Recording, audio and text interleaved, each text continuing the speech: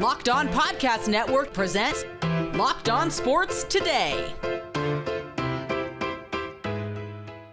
Did the LA Rams just save their season on Thursday night? Also, Deion Sanders has a shot at the college football playoff. No, really. And the Bengals are beating the Eagles on Sunday. I'm Peter Bukowski, starting your day with the can't-miss stories and biggest debates in sports. You're Locked On Sports Today. Searching all major sports. Found. Let's start with the biggest story. The LA Rams right back in the thick of the NFC playoff race with a 30-20 win over the Minnesota Vikings, who were undefeated 5 days ago. Doug McCain from Locked On Rams joins me now. And Doug, unfortunately, we have to start with the safety that ended the game, because that is going to be all anyone wants to talk about today, which in my opinion is unfair to the Rams, who outplayed the Vikings for the balance of this football game. But Byron Young on the clinching sack appeared to grab Sam Darnold's face mask. No call, Rams win. Your reaction? I didn't see it. No, of course, that was obviously a blatant face mask in that situation. I'm not here to deny that. I will say, you make that face mask, you have 136 left to go. You got to go 80 yards after the penalty. You don't have your starting left tackle there. So, I mean, look, it's not to say that there's guaranteed they would win. And also, when you look at the score of the game at that point, I mean, it's no guarantees, right? So, I mean, you still have to get the 2-point conversion. So, yeah, look, I mean, for a Rams team that if you go back I looked at the play like 3 times after. Go look, there was a hold on Braden Fisk. So I don't be that one of those guys. It's like, okay, there was calls on both teams. They missed some stuff. But look, things happen. You kind of ate the whistle there under 2 minutes. Look, if you're a Vikings fan, I think you're frustrated because you look at the way you performed tonight. I mean, you unfortunately had to go against a Puka Nacua who came back hot. It looked like he didn't miss a beat. You had Cooper Kupp making big critical plays. You have Matthew Stafford, who looked the best we've seen him since he got going last season. So it's kind of a perfect storm for a Vikings team that was on the road going up against a desperate Rams team, not just desperate to get back in the playoff mix, which they firmly are in the NFC West. You got the mini bye, and then you got the Seahawks coming up in week 9 on the road, and Sean McVay's always fared well against them. Well, also, you're done with being in these trade rumors, right? Rams aren't trading Cooper Kupp. They're not trading Matthew Stafford. So it's another good thing to feel today if you're a Rams fan. Yeah, the offense looked the way that we thought this offense would before the season, when it looked like, hey, if they're going to try and make a playoff push, it's going to be because of Matthew Stafford, Cooper Kupp, Puka Nacua, and Sean McVay. What we didn't count on was Jared Verse and Brandon Fisk and some of these defensive players playing the way that they have. Really, I mean, for as good as the offense was, they don't win if not for the way that this defense performed, even without, creating a bunch of turnovers, which you kind of felt like that was going to be how they were going to have to do it if they were going to do it. Absolutely. And you had Jared Verse. He got his first sack in a long while. You had Omar Speights in there next to Christian Roseboom at linebacker. It was the first time we've seen Omar Speights this season. There was a lot of hype with him entering this year. And really what this defense is about, it definitely is a bend but don't break style defense, and you got to let this offense cook. The difference tonight was you saw a Rams team put up 30 points and the defense getting key stops when they needed to, and the defense stepped up. I mean, they held the Vikings to just 20 points, and you got that game-sealing sack, or I like to call it, I call it game-stealing sack right there when they needed it with just under 2 minutes. We have not seen the Rams make these big critical defensive plays, but now you got 2 weeks in a row where last week you caused 4 turnovers. That's a foreign feeling to this Rams team. Was one of the worst in the league at causing turnovers. Now you have back-to-back weeks where you're making big plays defensively to complement that explosive offense. And all of a sudden you go from a team that's, are they tanking for Deion Sanders and going for a down-to-the-studs rebuild, to a team that you could say, look, it's the NFL. Things move very quickly, and they're in the playoff mix. Look,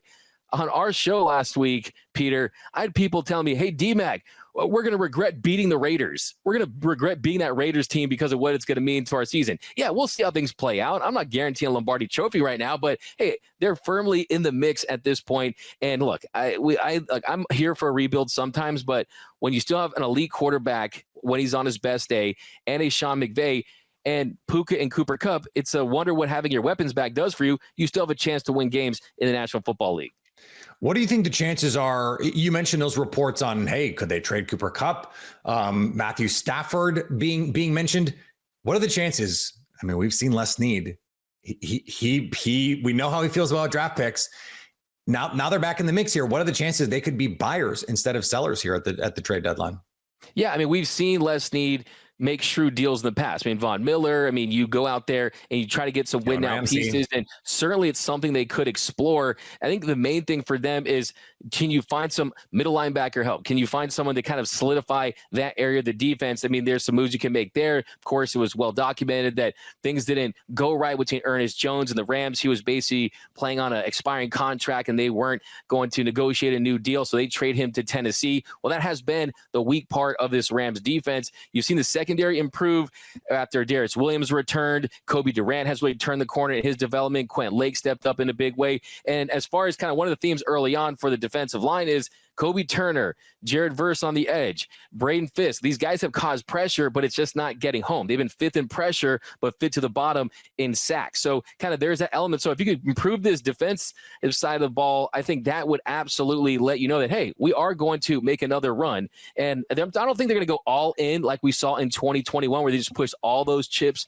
in the middle of the table, and it was the pure F them picks era. But if there is a move that could improve this roster, I certainly think they would explore it. Whereas a couple of days ago, it was, is Cooper Kupp going to be a Chief? Is Cooper Kupp going to the Buccaneers? That's not happening at this point. Stay up to date on the LA Rams all year long by subscribing to Locked On Sports Today and Locked On Rams on your favorite podcast app and on YouTube. Thanks for making Locked On Sports Today your first listen. Coming up, Deion Sanders has a shot to lead Colorado to the college football playoff. Yeah, the real one. If you're an NFL fan and you're looking for a big return, look no further than FanDuel, America's #1 sportsbook. When you get a hunch in the middle of the game, you can check out the latest stats, view live play-by-play, and so much more on the same page where you place your bets. Plus, you'll get started with $200 in bonus bets guaranteed when you place your first $5 bet. And you can put that $5 toward Week 8 of the NFL at 4:05 East on Sunday, a matchup of intriguing teams. Seahawks, Bills kick off in Seattle at 1 Pacific, but it's 4:05 Eastern time. FanDuel likes Josh Allen and the company to get it done and has them favored by 3 points on the road. I kind of like Seattle. So what are you waiting for? That's FanDuel.com to get started. Are you watching Fox Sports or ESPN on your TV all day? Have to turn down the volume with all that shouting? Make the switch to Locked On Sports Today, a free 24/7 sports streaming channel programmed for you every day to bring you the biggest stories without all the screaming. Locked On Sports Today brings you can't miss analysis, opinions, and news streaming 24/7 on YouTube or the free Amazon Fire TV channels app, part of the Locked On Podcast Network, your team every day. Caleb Williams faces a big test. Was he the right pick at number 1? He faces the number 2 pick. Well, we'll see if he plays. Jaden Daniels on Sunday. How will the Bears get a win? Locked On Bears host Lauren Cox tells Locked On Commanders host David Harrison the 3 keys for a Bears dub. Yeah, sure. So I think first and foremost, if I look specifically to this Washington game, it's having a plan for the up-tempo and the no huddle. Like, the Bears have definitely been a team that prides itself on conditioning and working their guys hard through training camp in the preseason so that they don't run out of gas by the fourth quarter of games. I feel like they can outlast teams to the fourth quarter, but up-tempo is a great way to really test that. And I don't think other teams have really tested the Bears in that regard. And sometimes that defensive line can get tired, and they've tried some different rotations in that group up front. So I think the Bears need to have a concrete plan there and to be able to stay a step ahead and not only just, get off the field on third downs so the Commanders can't get these, up-tempo drives going where they get into a rhythm and march their way down the field, but also, find ways to stop the clock by getting ball carriers out of bounds, or, if you can force an incomplete pass so they can't hurry up to the line of scrimmage and get the next play going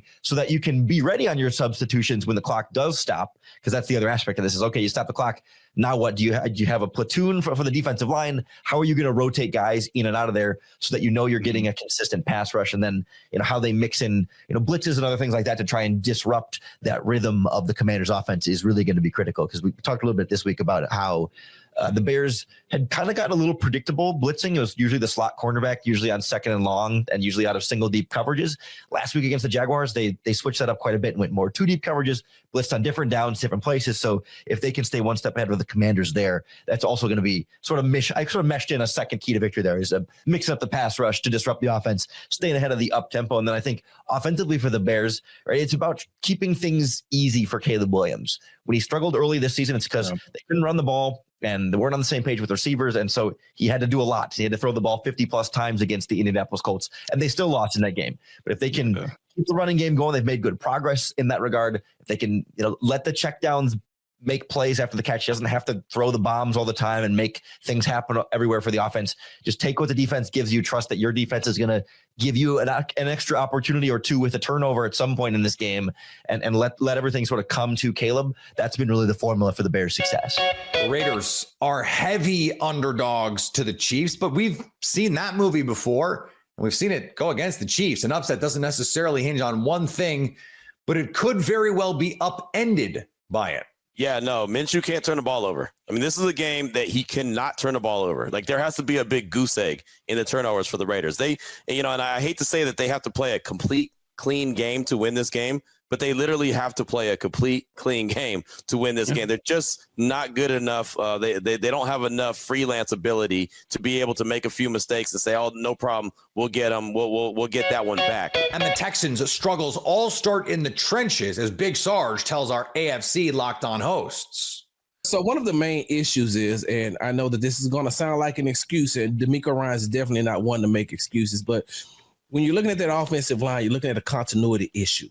Kenyon Green was out. The left guard was out for the entire year. So this is his first time playing in that Bobby Slowick offense. Juice Scruggs, he played 2 games in the playoffs last year at the center position, but he's only played a total of 9 games at center.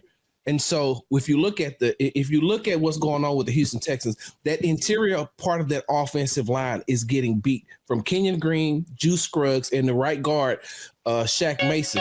The Colorado Buffaloes and Deion Sanders have a shot to make the college football playoff. No, really. Our Locked On Big 12 hosts say so. Mike G, you and I did a crossover episode this week where you said Colorado has an outside shot at the college football playoff, maybe even with an at-large question mark? Yeah, look, they want Colorado in this playoff. Kevin, they want y'all in the playoff. So get ready, buddy. If Colorado wins out, and what Drake and I talked about was a scenario where, look, you not playing in that Big 12 title game might be a kind of a blessing because you don't have to risk getting that third loss.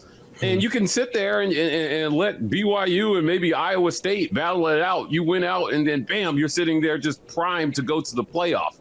Prime, nice, well placed. Hey, welcome to the show, Mike G. Gonna get it. Yeah, I look at the rest of Colorado's schedule, and I honestly don't see a game where I'm not confident in them to win this game. Right? They have Cincinnati on deck. Who is Kevin Borba extremely loud for anyone else? This is just I'm getting a whole lot of Borba, man. This guy's confident in the Buffs. Am I good now? Sorry, new mic. Good now. No, new mic. Louder, more cowbell. Sorry, but Cincinnati not that good. Texas Tech, I mean, sorry Casey, but who knows what you guys are?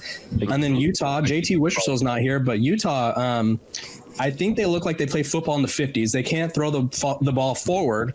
And then Kansas is terrible. And then Oklahoma State. No offense, Cody. You guys aren't that great. So that's a nice stretch. Hey, how dare you talk about Utah like that? All right. Look, there are over 6,000 languages in the world. Wow.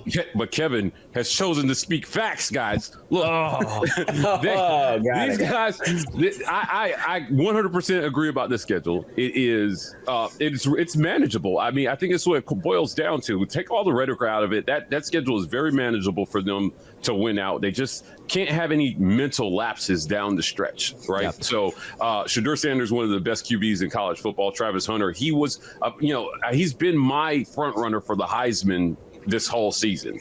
People were high on Jalen Milroe. I just was like, no, I think we're going to see him falter here. Travis Hunter, the one defensive and offensive player of the game. I think he's on the ticket for the presidential election in a month. This guy is dynamic. I would vote for him. I would vote for him. I've watched his TikTok lives. He has great politics. I love his thoughts on taxes. Don't miss the Locked On Big 12 show every Thursday on Locked On Big 12's YouTube channel and wherever you get podcasts.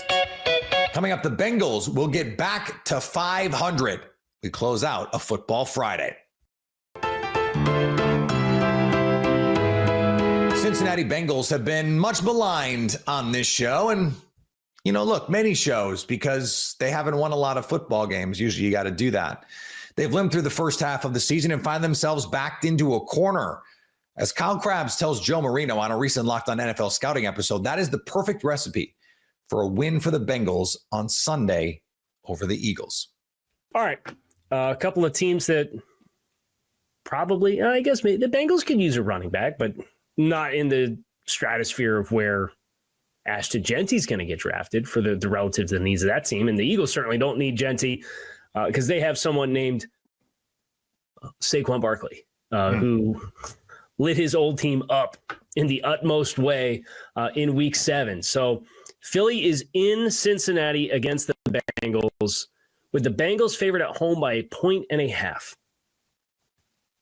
I want you to pick this game first. I was sitting here wondering, you'd like put your eyes down. You said, I'm going to pretend to check something on my phone, maybe put up some body language so Kyle can keep talking. Right.